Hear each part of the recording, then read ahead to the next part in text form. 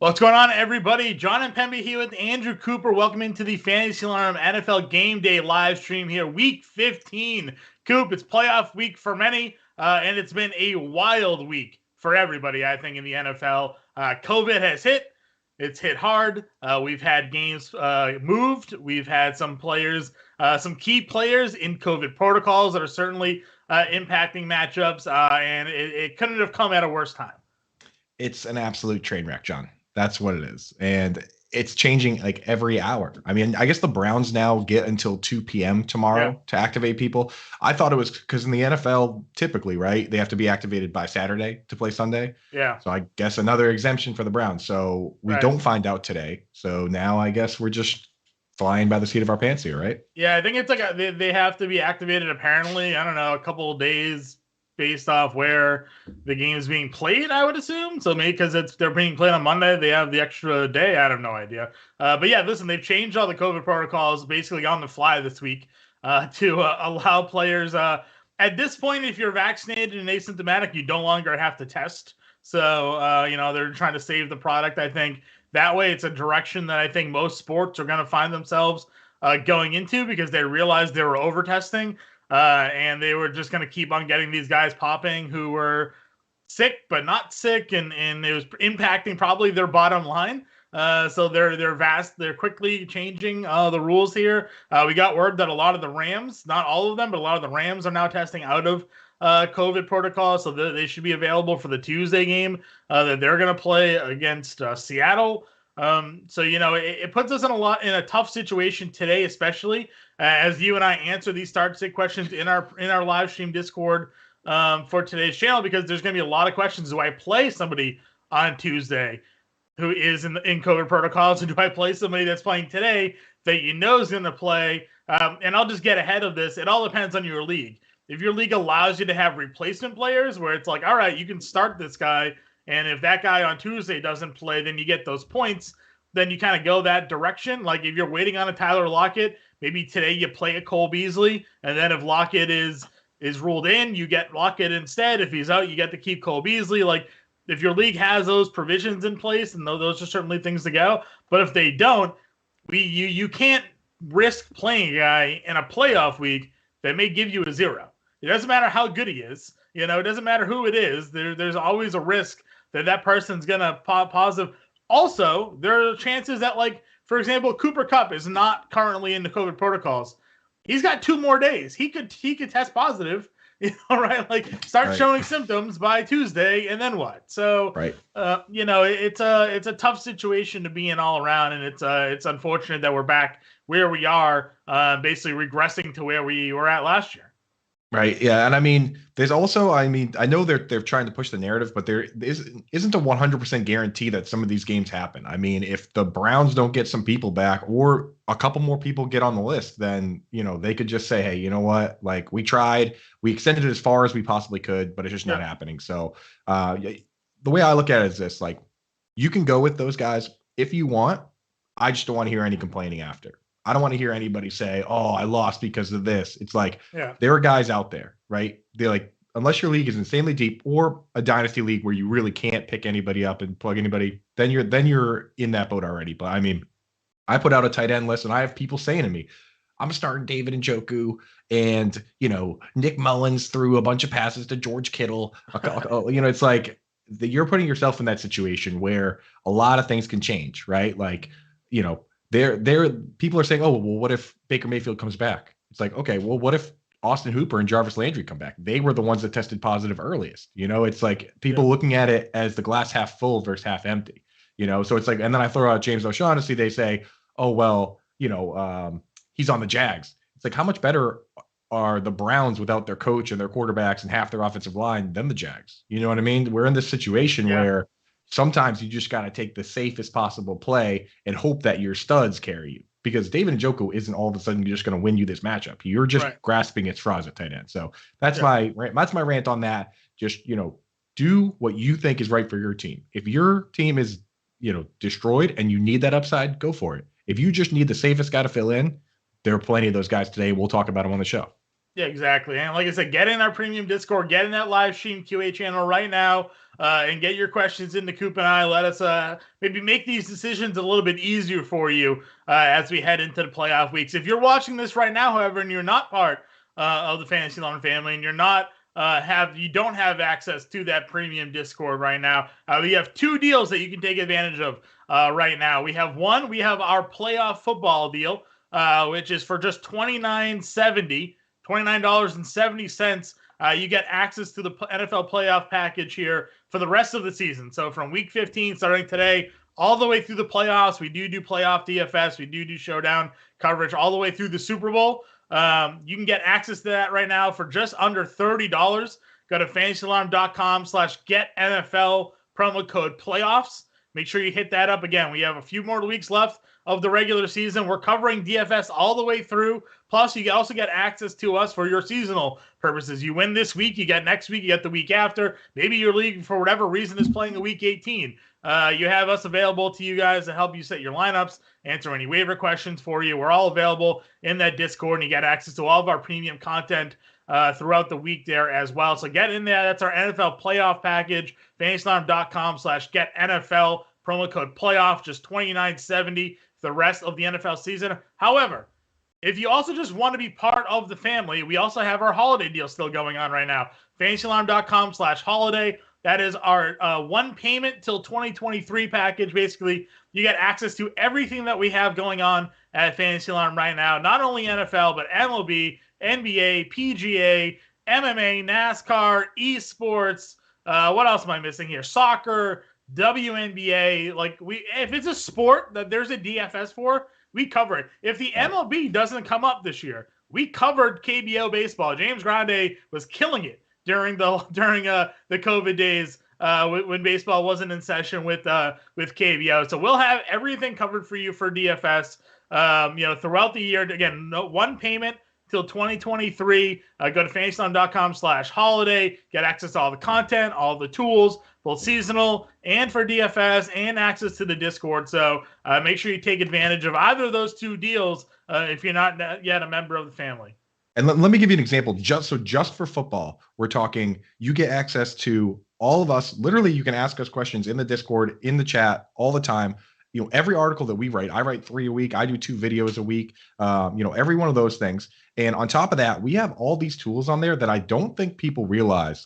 You talk about tools that Pro Football Focus, things like that. We have essentially the same kit of tools. We have the snap counts. We have, you can take team defense, team running backs versus tight end versus quarterback, sort by rushing yards versus tight end, tight end versus defense, like the yards, touchdowns, receptions, the whole deal. We have all those things in here, snap counts, pretty much everything that you could need tool wise. This is your one-stop shop, and we have actual real experts that are, willing to work with you and your specific format and your team to help you win your league. So, and that's just football. If you do this package, you have that for the rest of this year and all of next year for every sport. It's awesome. Yeah, it's huge. And also, if you're a DFS player, our lineup generator, I think, is one of the best. It goes with our own projections that we develop every week. We tweak them as things come out. I know in the NBA lately, we've been killing it. We got the screenshots in the Discord to prove it. So again, if you want to try out, now's your chance to get in there with the holiday package. When football's over, we still have NBA and NHL going on, and MLB and whatnot. So make sure you check it out. fantasyalarm.com/holiday. That's our one package for all sports until 2023. Then if you just want to finish out the NFL season with us, get through DFS throughout the Super Bowl, fantasyalarm.com/getNFL, promo code playoffs, $29.70 for that one. So, Coop, those are the deals we got going on for those who want to be part of the family moving forward here. But again, we do have some things to talk about today when it comes to setting lineups in DFS and whatnot. So before we jump into the questions, again, get into the live stream QA channel here. Tell me some of the things that you're looking for specifically this week when it comes to maybe some matchups that we like. We know there's no DeAndre Hopkins this week for Arizona, so you have maybe AJ Green and Christian Kirk potentially increasing their role this week against Detroit. We have situations more around the league where like San Francisco, where their running back situation is still in shambles. Deebo Samuel being more as a running back than as a wide receiver now, and how that impacts Brandon Ayuk and George Kittle over these past few weeks. And of course, we have the coaching change there in Jacksonville, and Carlos Hyde's out. Do we think more Robinson this week, and maybe a change in offense there in Jacksonville? Like, what are some of the things that you're looking for as we head into this weekend? Yeah, you touched on a big one there. I mean, I know it's do or die time here, but there are people out there with bye weeks that are still trying to see what's going on from a distance. And, we always want to be continuing to grow and look for guys that can help us down the stretch here. So I think you touched on probably the biggest one is the Cardinals with no DeAndre Hopkins. Like now they know he's done for the year and they need to commit to a certain setup. In the past, they kind of just scraped by using Antoine Wesley out there as a split end, but I don't think they want to commit to that. I think they want to try and configure this offense in a way that you can essentially have AJ Green as a split end, Zach Ertz as a tight end, and then Christian Kirk and Rondell Moore. I think they want to try and get more out there, but I mean, who knows? You can't trust them now, but you keep an eye on that, right? Another one that I'm looking at is, guys like Michael Carter that could just come out of nowhere here and be that guy down the stretch. I mean, we've seen guys, we've mentioned it before this year, a guy like Tim Hightower come off the couch and be a league winner. You know what I mean? So why can't Michael Carter come off the IR? All the indications are that he's going to be a big part of that offense. And he was productive before the injury as well. And he was productive. And I think this week, a player that I talked about earlier this year, basically saying, if this guy's just going to play the slot, I'm not interested. But if he's going to play slot and then move to flanker for 2 wide, I would be very interested. And that's Amon-Ra St. Brown. And over the last 3 weeks, that's been happening. 17, 22, and 17 snaps out wide, something he hadn't been doing all year. And now the production is there. If he does it again this week, I mean, that's a guy that needs to go in your lineup moving forward. Because last 3 weeks, I think 7th most targets, right? So, the target share, these double-digit targets last 2 weeks is huge. Josh Reynolds is questionable to play today, though I think he is going to be active. I know Hawkinson obviously takes away a big target guy for Goff there. Now, the matchup's not great. Obviously, going up against Arizona, they do have pretty good cover corners and just a good defense in general. But, bad teams, they just kind of throw, and eventually they're going to get a soft defense there, right? Like, Arizona's going to be up big in this one. It's a big double-digit point spread, and Goff and St. Brown can kind of just connect on these, prevent defenses that they're going to be facing probably later in the game. You did mention something that I think is worth touching upon because you talked about it on the Fantasy Aloud Fantasy Football podcast that we recorded this week. And you mentioned Amon-Ra St. Brown kind of moving into the 2 wide receiver sets, the slot. Well, you said that the Cowboys have made a change at least last week where CeeDee Lamb is moved back into the slot and then moved off the field in 2 wide receiver sets, and Gallup and Cooper are staying on the field now. Yeah, I mean, that was what kind of held Lamb's upside back last season, where he ended up being the 24th wide receiver or so, because he was playing 94% of his snaps in the slot, but he would come off the field for 2 wide, like you just said. So he actually only played 64% of the snaps. This past week, all year he's averaged 40 snaps out wide. This last week, he only played 7. I don't know if this is something they want to go to moving forward, if they want to go back to what they were doing last year with Gallup back. I don't think it's going to be as drastic, but I mean, it's something to look for, because if Lamb doesn't have a big week this week and he once again is being deployed that way, then I mean, he could end up going into that fringe area. I think he's going to be all right. I think he's going to be a guy that you start everywhere you have him. I probably wouldn't use him in DFS though, just after seeing it last week. A little concerning. So, but he still had double-digit targets last week, but I don't know if this is going to be the game. We're not really expecting, I don't think, this game against the Giants to be one where they're forcing Dallas to throw a ton. So, maybe that's something to also take into consideration where, if they do jump out to a big lead and Dak isn't expected to have a high pass volume, then if Lamb is off the field in these sets, where's the value with him? So I'm kind of with you on that one. What do you think happens here with Jacksonville? Obviously, no Urban Meyer. Do we think anything changes with their offense at all? Obviously, no Carlos Hyde. We're expecting big things from James Robinson. He's expected to be one of the highest rostered running backs this week based off our draft forecasts. So they're in DFS. Do you think anything changes now at Urban out of the way? I mean, I tell you, if you're a James Robinson owner, and you were kind of waiting for this situation, not only do we not have Carlos Hyde, but Darrell Belleville, we know, is one of the most run happy play callers that there are, right? Like that's his thing. It's like him and from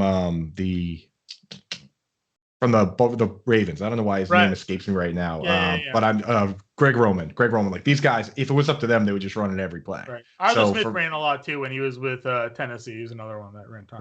right, yeah. So it's like James Robinson's wheels up right now. Another guy I like from that offense this week is James O'Shaughnessy. I mean, he lines up at wide receiver more than he does at tight end. I mean, Yep. I don't know if Bevel's going to change that. Maybe he would, but it's kind of late to install a new base offense, you know. Yeah. So I mean, if they're going to run a lot, they'll probably need him out there blocking, no? So right, but I mean, it's like you look at the first time these team played. I mean, the Jaguars are moving the ball all right. They scored 3 touchdowns, and in that game, O'Shaughnessy had 6 receptions on 8 targets. Right. I mean, the last 3 games he's had 5, 6, and 6 targets. So I think he's a fairly safe guy if you need that. Like I personally would rather start James O'Shaughnessy in a game I know is going to happen with a matchup that I know is actually okay. It's like it's the Jaguars versus the Texans here. That's not bad. No. So I think about like Njoku is the perfect example for me is that the Browns offense is devastated here. They don't have their quarterback, they don't have their coach, they don't have all these guys, and they're going up against a tougher team in the Raiders. I don't necessarily look at it and say, oh, the Jags are that much of a worse situation than the Browns are. So for me, I'm just going to go with the chalk play there. And I actually just want to mention, I just got a bit of news that I was tagged in here. John Keim, a national beat reporter for Washington, said that Ricky Seals Jones in the tight end drills right now. And Curtis Samuel. Yeah, maybe Curtis Samuel. That game got moved, right? So but they're not. J.D. McKissick, Curtis Samuel, and Ricky Seals Jones are not working out with their position groups. They are on the sideline with the trainers. So, I mean, not ideal. Let's see what happens. I mean, if you have them, for sure not. I mean, it's good for Gibson. It's a good matchup for him. But I mean, if you're looking at going up against Philadelphia and you have any of those Washington players, obviously make sure you have either viable replacement players or guys you can play ahead of them this week if they're not going to be good to go. Coop, another situation I want to get your thoughts on here. No Emmanuel Sanders this week for Buffalo. Last week we saw Gabriel Davis just jump in the lineup and you can get like 80% of the snap share there. And this was one big thing you talked about heading into the year for everybody that was hyping up Gabe Davis was the fact that Manny Sanders is going to be the guy that jumped in there and sort of replaced John Brown. He did, but now he's gone. We saw last year when John Brown was out, Gabe Davis had big games, back-to-back touchdown weeks now for Gabe Davis. Who are you looking at in this Buffalo, receiving group, including Dawson Knox today? Stefan Gilmore has actually, I guess, been the number 2 cover corner since the trade from New England. So maybe you think he's going to be locking down Diggs if you're picking Knox, Beasley, or Davis today to play in maybe DFS. Do you have a lean? Yeah, I mean, when we talk about those kind of things, right, in the offseason, you don't have actual football to go off of. You're going off stats, you're going off assumptions. And in that instance, we were right coming in that it would be Emmanuel Sanders, it would be Beasley, Diggs, and Dawson Knox. I mean, every indication from the team was that Emmanuel Sanders was an upgrade over John Brown. I mean, the moment Emmanuel Sanders got released, they released John Brown. And they went out and got him by the Friday of that week, which is pretty quick negotiations in this league. So that was pretty clear. Did they pay Sanders more than Brown ended up getting or something like that too? Like basically they cut Brown, and the combination of the money that the dead cap plus what they paid Sanders was pretty much the same as Brown. It was like a 1-for-1 replacement there. So, the way I looked at it then was that, that's how it was going to shake out. Now with Emmanuel Sanders out, it creates the same exact situation we had last season that fueled Gabe Davis's, emergence, right? I mean, he's the next man up. He's the Zach Pascal, where now we see, I mean, he has the same exact profile as Pascal. They're identical, comparable players on Player Profiler, right? So Pascal comes in and he plays that role for the Colts. Right now he's doing that. Gabe Davis is going to do that. So he's going to get all those snaps. It's just a question of if he can turn it into production. To me, he feels like more of a DFS play than a guy you slot in your lineup, whereas Cole Beasley and Dawson Knox, now their target shares that were kind of wishy-washy are kind of guaranteed. So I like it best for Beasley and Knox, but obviously in deeper leagues, Gabe Davis is on the menu too as well. Yeah, especially DFS this week, he's gonna be highly owned. He's like 3,700 in DraftKings and near mins in the other sites as well. So that's an interesting situation to see how it's gonna play out. We also saw last week Buffalo didn't run the football at all in the first half. So we know that they like to throw and throw a ton. They're back home. Carolina, not really a great defensive late either. So, all right, Coop, let's get in there. We got a lot of questions in our live stream QA channel. If you're watching us now, get in there, get your questions. Coop and I are here to help you all out. We'll start off here, Lebo, getting at us early, 3:30 in the morning. Waking up, couldn't wait for Sunday to get here. We're getting their answers done here. PPR, 10-team league, need a wide receiver and a flex, and we definitely have. We're hitting some of these questions here. Adam Thielen, not trending towards playing from I saw. He's questionable. You have Brandon Ayuk. You have OBJ, who just got cleared off COVID protocol. Darnell Mooney, Melvin Gordon, and Rashard Penny. Let me just switch my wide receiver and a flex. Let me switch my Christmas lights into question answering mode. Here we go. There we go. Now we're ready. All right. So of this crew, I really don't want to bank on Thielen. So I think for me, I'm going to cross him out. There's what you could do is say, okay, I'm going to start Thielen or OBJ at the flex and just kind of, have that hanging in the background. But, it's tough because you kind of want to start Melvin Gordon if he's playing. So for me, I'm probably starting Brandon Ayuk at the wide receiver spot. And then maybe playing that game with the flex. But if you are the favorite, maybe you just go Melvin Gordon. What do you think, John? Yeah, I think I'm going to play Gordon there as well. I mean, listen, I understand that there's a ton of injuries or COVID guys, I guess, technically, on that Rams side of the ball and defense. But Penny, he broke out last week against Houston, right? It's a whole different animal going up against the Rams. So I'm not really sure I'm going to trust another big game out of him. OBJ is certainly interesting. And I would agree with you. You can keep him in your flex and see how things are playing out. But by all word that he's good to go and going to play, but there's obviously that risk that game maybe doesn't end up happening. So I'm with you. Give me Ayuk and give me Gordon. Gordon should be safe. Cincinnati's run defense isn't anything overly special, and we know that Denver wants to run the football. So Ayuk and Melvin Gordon for me here as well. Our friend Home Run here wants to know which one to sit in a full PPR. Donta Foreman, Javonte Williams, Devonta Freeman. So personally, I'm definitely playing in a full PPR. I'm playing Devonta Freeman. I think that they're going to run the ball a lot today, and he's been getting targets there. So I'm definitely going to play Devonta Freeman. Of those other two, I do like Foreman, but Javonte Williams was playing so weird great. About Foreman last week, and it was the snap.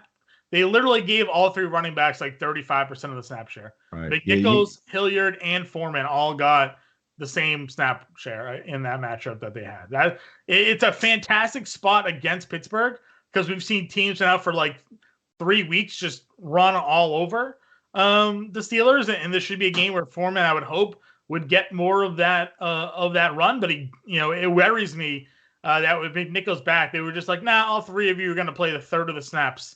And kind of good luck.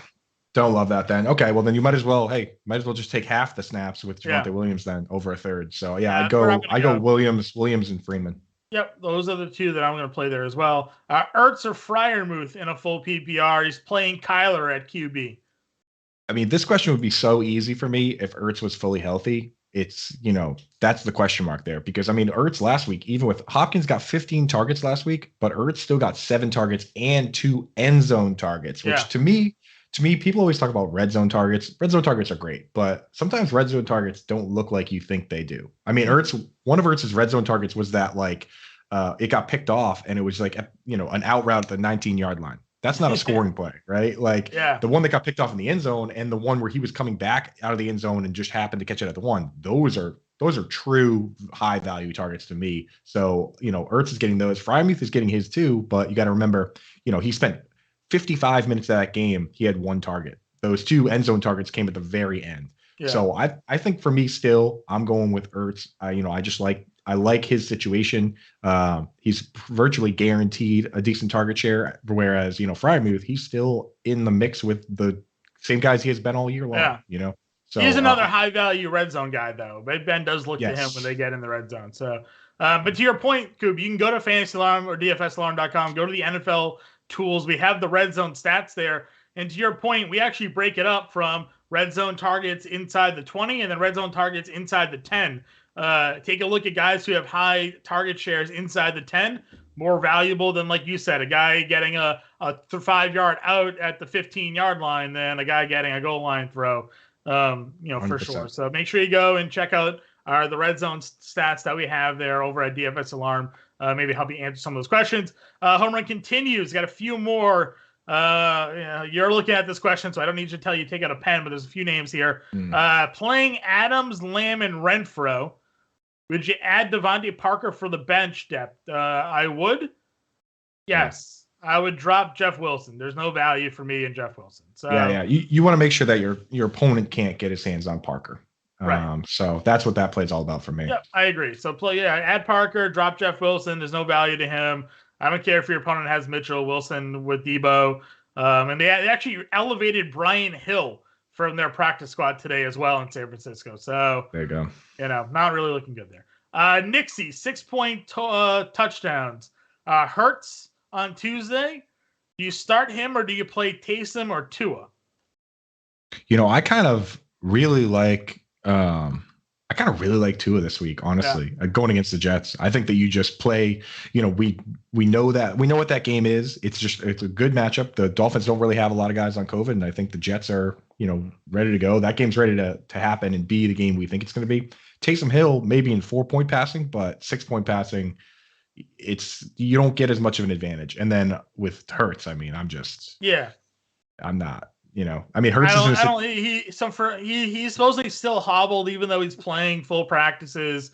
The Taysom thing's kind of interesting in a sense that they are playing Tampa Bay, so you think like they're probably going to have to throw a ton. He does have that mobility. They're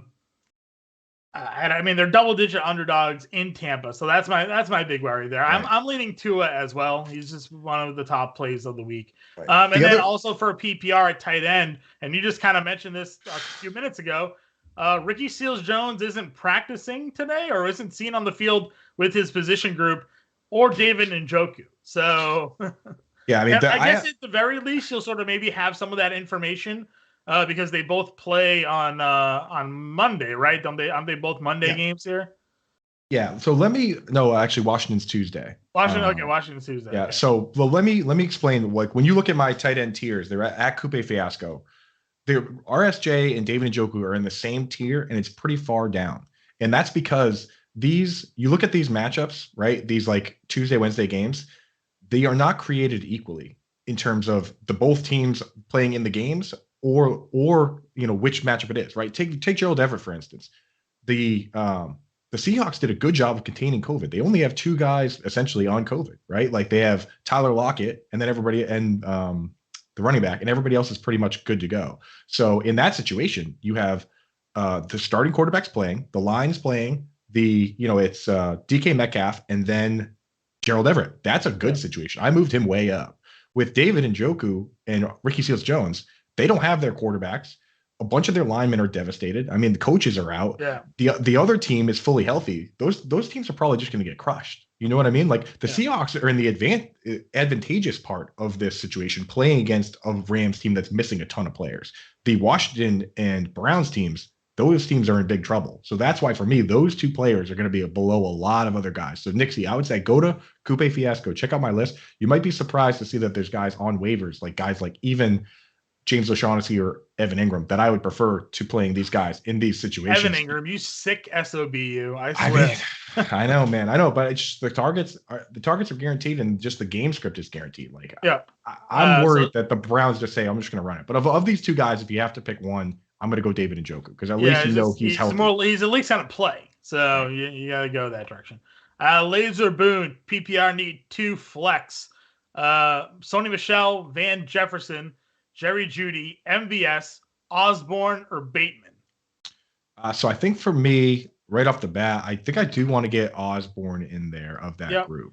And Michelle's out because Henderson's active for me, so I'm kind of crossing him off the list. MVS is questionable with the hamstring today, and he actually saw less. I think he saw less snaps last week than Lazard did play. Right. So I worry a little bit there. What is Van Jefferson in COVID protocol, or is he just out because the game got moved here? What do we have for Van Jefferson? I think he was. I think he was always active, but I think the problem is that Yeah. Odell's back. Now Odell's back, and now it's like Yeah, but you know what? That it hasn't really impacted him a ton. I mean, yes, last week he had just 3 targets, found the end zone, but like the previous 2 weeks at OBJ, he had 9 and 8 targets still. I'm actually okay with playing Van Jefferson even if OBJ is there. I think given the group in the of the matchups, and we no Lamar, I worry about Bateman here. Again, the hamstring with MVS, and he's the number at the minimum. He's the number 2, if not the number 3 target on that team. I think I'm going to go MVS for this one. Yeah, MVS and Osborne. And, Osborne for me. Judy is Judy. He's so mediocre.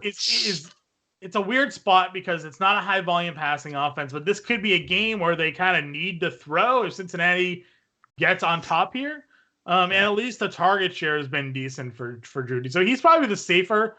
I guess it depends on what you need. If you find yourself in the 4:00 hour trailing, play Van Jefferson. If you think you have a safe lead, you just need a floor, I don't know, play Judy.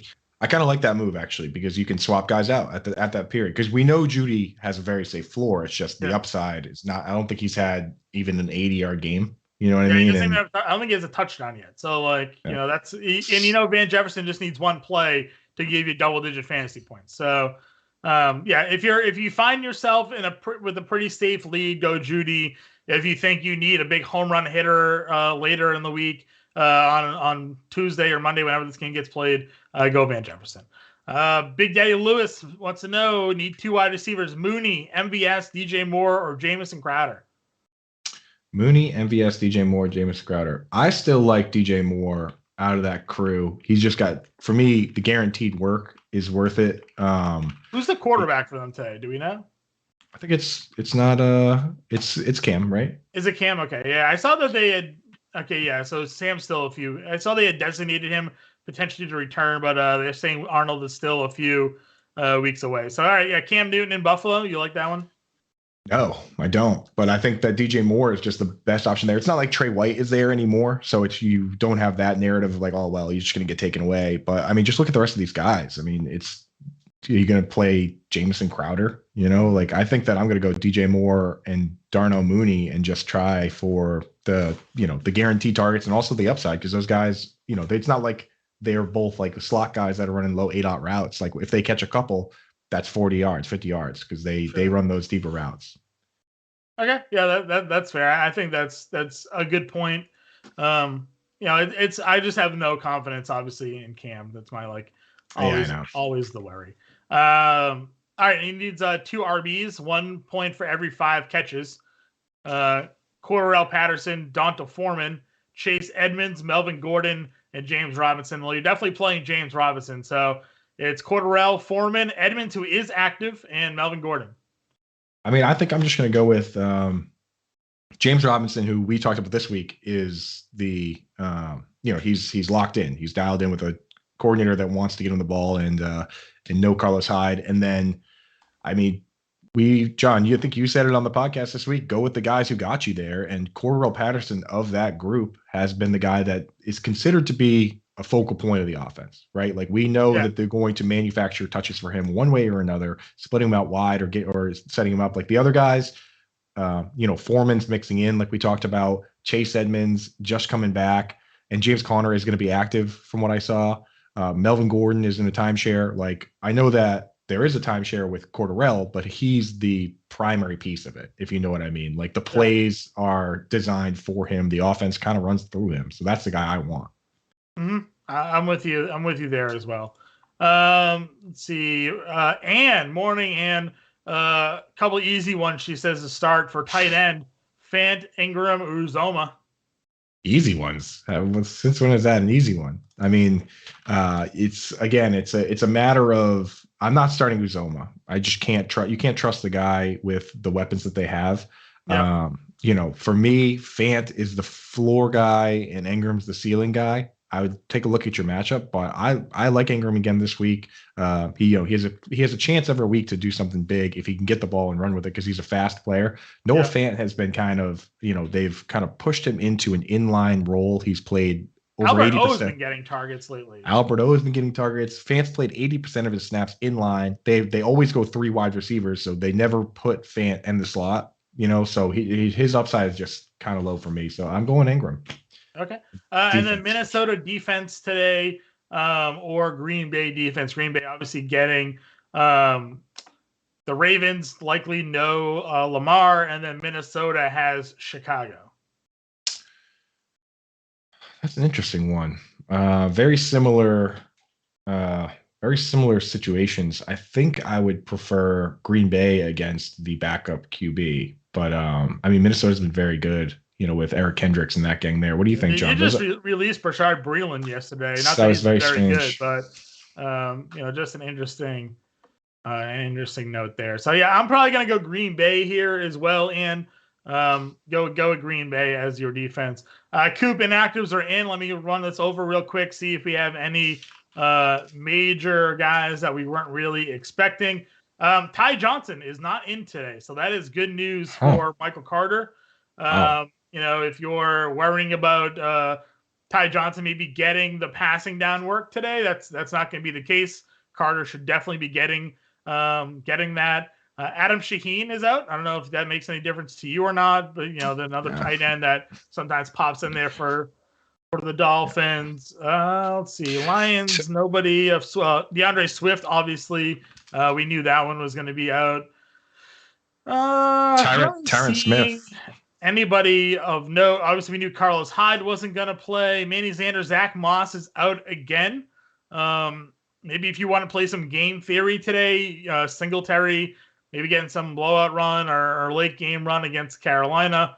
But that's it. I'm not seeing anybody of major note. I don't know if you're checking it out here and see anything of difference, but Zach Moss being out. So you said that already. I said Moss. I said Moss and Sanders. Going through, and then Buffalo, we knew that Tyron Smith was out, but it does matter. So, but yeah, definitely, guys. If as the day progresses, these are released. Usually it's 11:30 for the 1 o'clock games, and the 4 o'clock games is like 3:30 or so.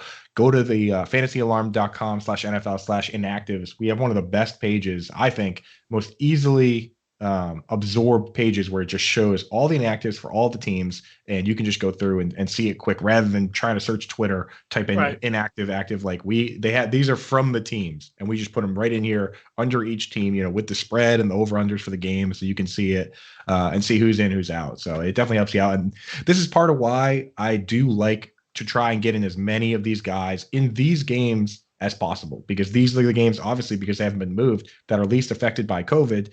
And as you can see, not a lot of impactful inactive players. So you just know what you're getting. You're getting it's just such a safer play. Like your opponent might be doing a bunch of check and see what kind of weird stuff your opponent is doing. If they're starting, like Njoku or Rashad Higgins or whoever, like if they're doing all that, you might want to just take the safest possible plays and just win and let them deal with the hurt feelings. Yeah, I agree with you there. All right, let's get back in here. We got 20 minutes left. We got a lot of questions to get to here, so we won't exactly rapid fire, but we'll get through them quick for everybody. Need two to start as a running back and a flex. Big good problem to have, I guess. Nick Chubb, Josh Jacobs, Michael Carter, Devonta Smith. Currently have Chubb and Jacobs in. Want to make sure I'm not overthinking it. I'm not playing Devonta, so I guess my question for you: would you play Josh Jacobs or Michael Carter? Because you're obviously playing Nick Chubb. Yeah, you're definitely playing Nick Chubb. So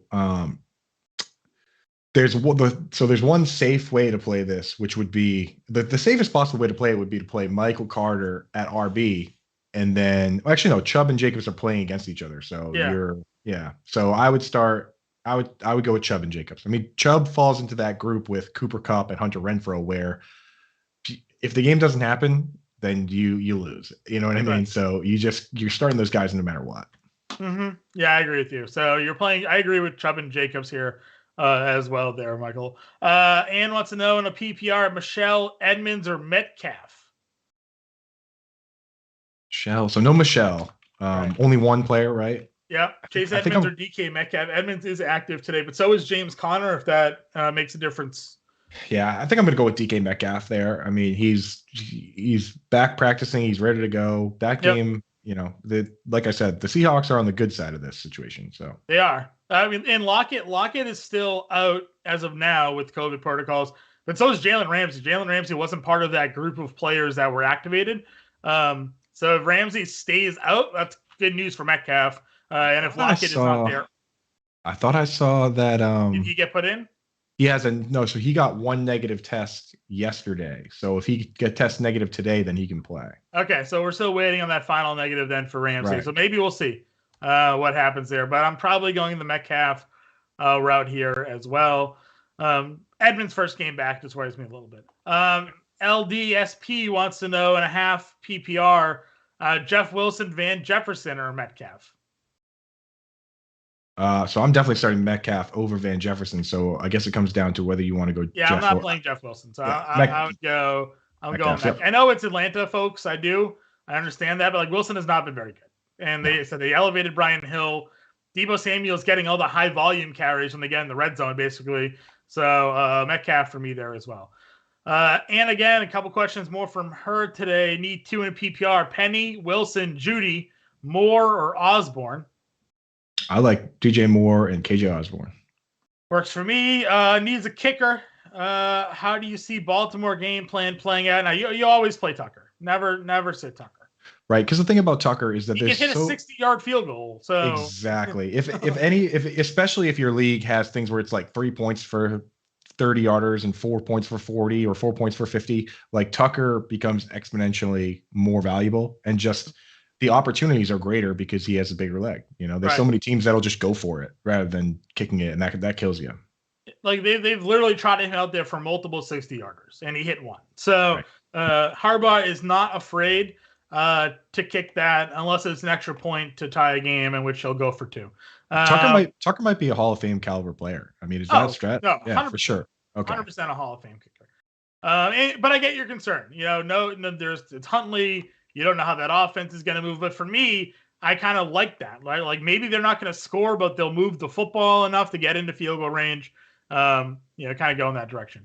Let's see. 4-point TD, Hurts, Tannehill, or Taysom? So that's tough because Jalen Hurts obviously has the highest upside, but very difficult to trust. I think Hurts and Hill are like the exact same player. Right. I don't think there's any difference between them. Right. You're basically it's the possibility that they could score 2 rushing touchdowns puts them at the very top of the quarterback upside rankings every single week in your format, because 2 rushing touchdowns is worth the same as 3 passing touchdowns. 100 yards rushing. They can 100 yards and 2 scores rushing, 22 fantasy points as a quarterback is within their range of outcomes, not counting the 225 yards passing that they're probably going to have. So, right. But they could also they can have a terrible passing game like we saw Taysom Hill have against Dallas and still be the highest scoring quarterback of the week. Yeah, he threw 4 picks. He threw 4 interceptions, but had 27 fantasy points.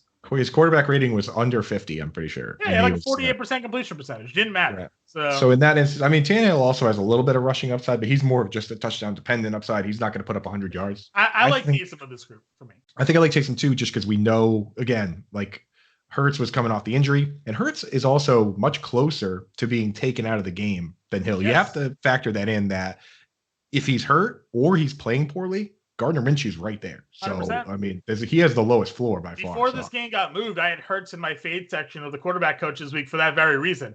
They just saw Gardner Minshew win a game, granted against the Jets.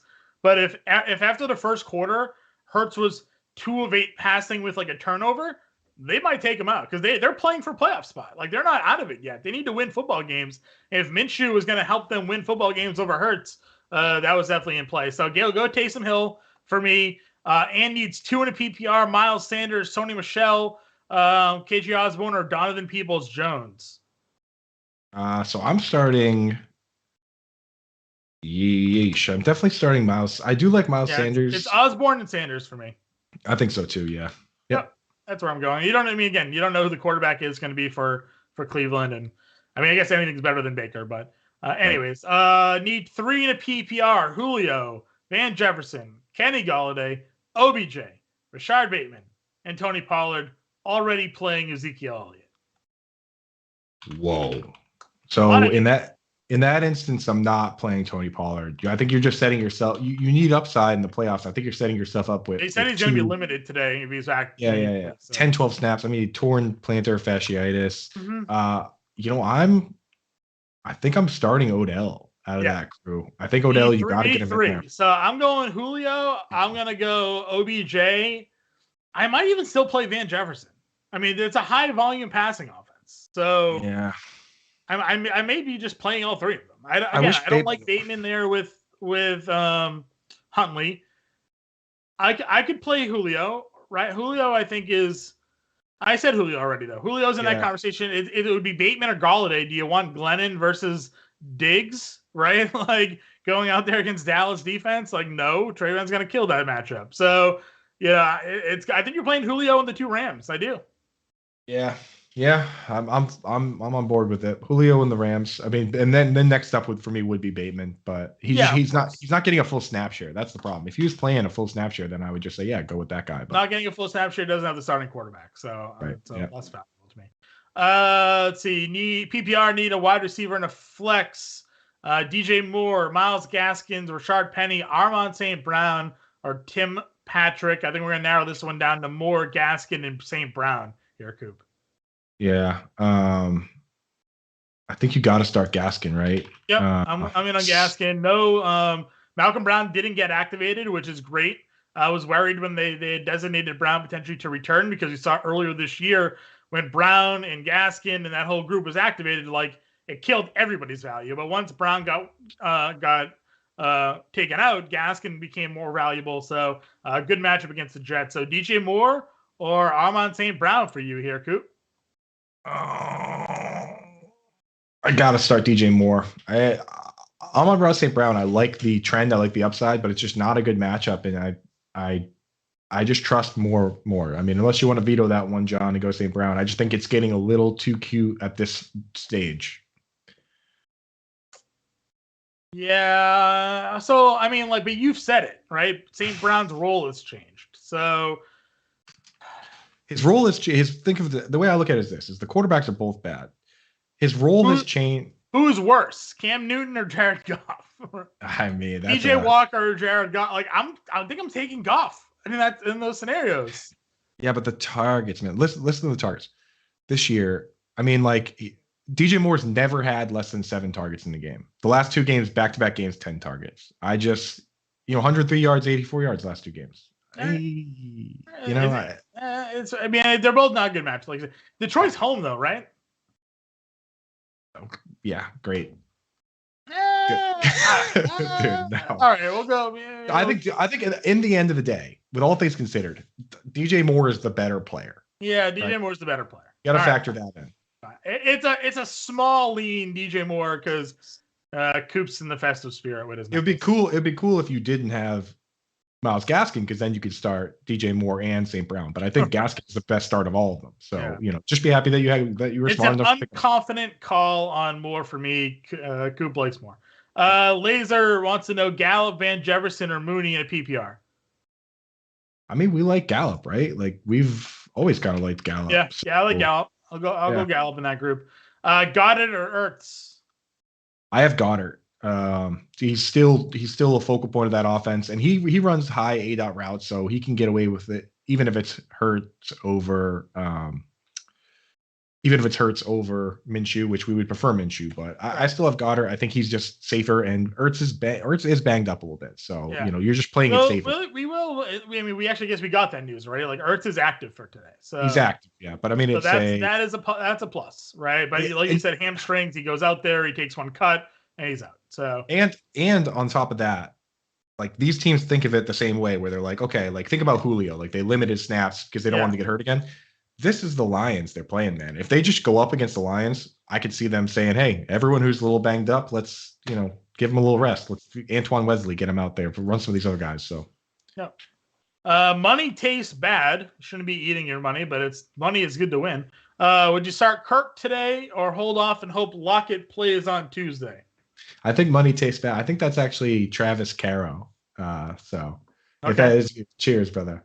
Would you start Christian Kirk or hold off and Tyler Lockett? I would start Christian Kirk. Yeah, Tyler Lockett self-reported that he had COVID symptoms, right? So right. that's different than a possible false positive or something like that. Like we know he has COVID for a fact, and we know that he got it on the 16th, which was only 3 days ago. So Right. I don't think Lockett's playing. So Yeah, I'm playing, and I would be playing Kirk over Donovan Peoples-Jones, who is the contingency there. So yeah, you're rolling Kirk there. McLaurin, he is assuming to play, or Beasley, Bateman, Galladay. Beasley for me, I'm not taking a chance.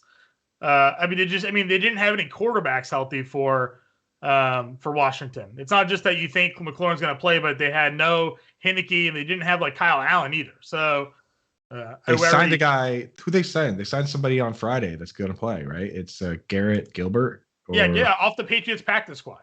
So yeah, I'm not going McLaurin here this week. Sorry, we're gonna go Beasley for me in that group. Beasley's in a good spot. You know, yeah. He's gonna play every snap. They can't rotate him with Gabriel now. Gabriel also has to play every snap. Is Lamar in? Did I miss that? Is Lamar in? What? Is it a 1 o'clock? He's not a 4 o'clock game. Okay, we won't know. Okay, I don't remember seeing him on the inactives, but that's because we didn't get the inactives list. All right, so this question is pending Lamar then. Even if Lamar plays, do I play Jimmy G? So would you rather Jimmy G or Lamar today versus Green Bay, or Garoppolo versus Atlanta?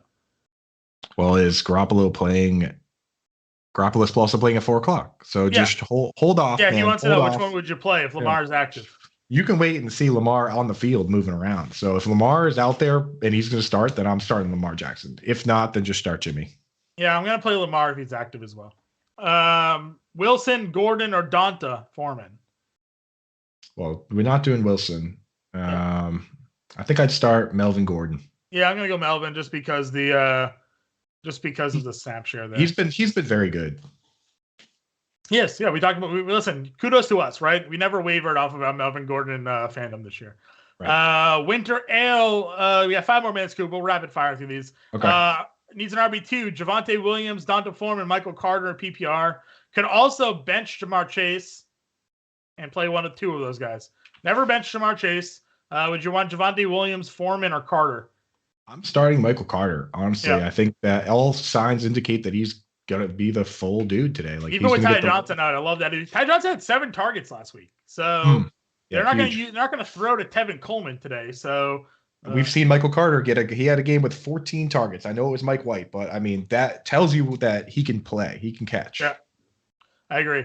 Jalen Hurts or Dak? Opponent has Lamb and Zeke, if that matters. Doesn't matter. Opponents don't matter. Dak, yeah. Start your best players. Don't worry about the opponents. Yep. You don't want to not play Dak and then Lamb has like 3 touchdowns, right? You want those touchdowns for Dak. Javonte Williams, Gibson, or Parker in a PPR. I have Gibson in. I'm worried about the situation there in Washington. I'm not. I think that Gibson touches the ball as much as humanly possible today. I mean, the playbook is Gilbert, he's getting 25 carries. The playbook's going to be so limited. I think a lot of those passes are just going to be dump downs to the running back too, because it gets scary. It gets scary out there, you know. So I think he's going to be looking short a lot. So I'm starting Gibson. Yeah, Gibson for me. I love Devontae Parker today, but Gibson's guaranteed touches. Ann loves your Christmas lights. Our guy Brunch, pick 1 in a PPR. Julio, Darnell Mooney, or Hollywood Brown. Wow. So what's up with Marquise Brown? I didn't know that he was banged up. Yeah, I saw that he's going to play though. So I think that's who I want then. I mean, he plays like every snap, which the Ravens don't really do that. So that's where I'm going. I know they said that Julio is going to have limited snaps to a certain degree, but I mean, he is a higher upside player. I don't think I'm going Mooney, not with Fields. So John, what do you think? I kind of like Mooney against Minnesota though. They're not a good They're not a good secondary. They're terrible. I mean, I'm so close on all those guys. Let's go Mooney. Actually, I think now that I look at my rankings, I have Mooney in my own rankings. I do have Mooney ahead of those. Okay. So, we're gonna go Mooney. If Lamar plays, I would play Hollywood, but otherwise, I like Mooney here. Yeah. Michelle or Edmonds this week? Well, Henderson's healthy, so I got to go Edmonds there. Edmonds. Yep. Flex play: Van Jefferson, Freeman, Judy, Osborne, St. Brown. I like Freeman. Freeman's in a good spot to get a lot of touches. Agreed. Jimmy Grapes or Hurts? Yeah, I gotta go Hurts. I mean, unless even in 6-point passing, I think I'm going Hurts. I'm going Garoppolo. Garoppolo, okay. Yeah, I mean, Garoppolo against Atlanta. Again, it's a safe questions play about the running game. He's been throwing to Kittle and Ayuk a lot, and we just talked about it. We don't know if Hurts is 100%, and we think there's a chance he could get benched. Yeah, I mean, now that I look at it, Jimmy G has at least 2 touchdowns in 5 of the last 6. So. Yeah, no, he's been good. And like I said, when they've been in the red zone, they've been fortunate that Debo's ran in a lot of touchdowns lately, but that may not always be the case, and he's just zoned in on Kittle. Now let me ask you a question. Now, in the past, has Atlanta been good against tight ends or not? Because they had a guy that was good against tight ends, but then he got signed away, right? Are they still any good or no? No, they're not. You had that right. The guy you're thinking of was Devondre Campbell. Got signed away to the Cardinals, and then the Cardinals got Isaiah Simmons, and he went to the Packers, where now he's one of the highest graded linebackers in the league. So do you like Mark Andrews today then or no? Yeah, I do. I do like Andrews. Even with Huntley, like Andrews is a guy that he falls in that tier for me, that if I'm not starting him as my tight end, then I'm finding some way to get him in the flex because my tight ends are amazing. So Andrews is a must start for me. Matt Sells is letting me know that the Carolina Panthers kicker injured himself during warmups today. So even worse news for Carolina. Kind of good news for Cam Newton, though. I mean, they're going to have to go for it. Yeah, I mean, I was already all in on Bills defense today. So, I mean, think about that, though. It's like we've seen this happen. I don't know if they have another guy they really trust, but we've seen this happen where teams just start going for 2. You know what I mean? And I mean, that's an extra 2 points every time, right? It is. It is an extra 2 points. Okay. This guy has Javon has McLaurin. He only has 3 bench spots. Do you drop AJ Brown to pick up Gabriel Davis to play over Terry McLaurin? Do we even know if McLaurin is recovered from that concussion that he had yet? Like, that's a possible. I mean, Brown. When is Brown coming back? Is AJ Brown designated to return? Do we have any updates on him? Here's what we should have done, John. We should have shut the questions off before these questions. Well, we got 1 minute, so we got. I know you got it before the bell, Javon, with the most difficult question that anyone could potentially ask. Who else is in your bench, Javon? AJ Brown. Who else? Do you have a second tight end? Are you holding on to a second quarterback? Oh, he's only got three bench spots. So they're probably all. Who are the other 2 bench guys? If AJ Brown's one, who are the other 2? And can you drop one of them? He's writing. He's typing. He's watching. Right under the buzzer. We'll find out. Waddle and Swift. Oh my God. Oh my God. Okay. So I'm starting Terry. You need somebody to play this week. So Terry's drop AJ Brown, play Gabriel Davis. You can't risk a 0. So Terry got a full practice in. Who did? Terry McLaurin says full practice participant. All right. Well, you know what? Then ignore me. I thought he was. Well, Gilbert's still the quarterback, but keep him. I guess that's fine. Yeah, I mean, I don't know. Good luck, because it's 12 o'clock, so I was able to read that. Everybody, we're still in Discord. Go to the NFL channel. We got Servo and Malin in there answering your questions up to 1 o'clock, and we'll be available on Twitter as well, taking you into Roster Lock for today. For Coop and I, we will be right here at the same time next week. Talk to you guys later.